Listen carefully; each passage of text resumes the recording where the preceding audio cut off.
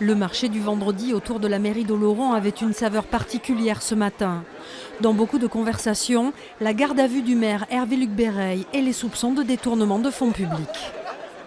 C'est un problème pour une ville comme Oloron d'avoir un maire qui a fait des malversations, quoi, quand même. Donc on pourrait se demander, puisqu'on se rappelle quand même qu'il n'a gagné que de 8 voix. Alors est-ce qu'il a promis des choses à des gens? Quel est le problème? On ne peut pas savoir. Et là, vous n'avez pas d'opinion pour l'instant? Non, pour l'instant, même si on avait, on ne vous le dirait pas. On n'est pas Oloronnais.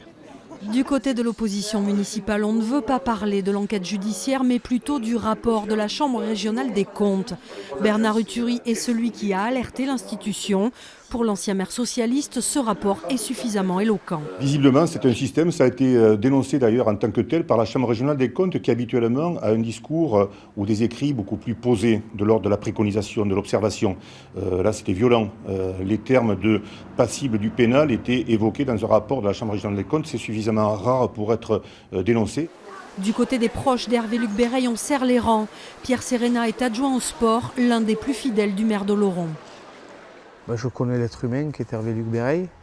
Je sais qu'il n'y a pas d'enrichissement personnel. Je le sais très bien. Maintenant, peut-être qu'il y a eu des sommes, on va dire, un peu exagérées. Ça, je peux le concevoir et le comprendre. Maintenant, il y a l'enquête qui est en cours. Hervé-Luc Béreille a été libéré en fin d'après-midi après une prolongation de sa garde à vue à la gendarmerie de Pau. La procureure de la République attend de plus amples vérifications avant de prendre sa décision de poursuivre ou non le maire d'Oloron.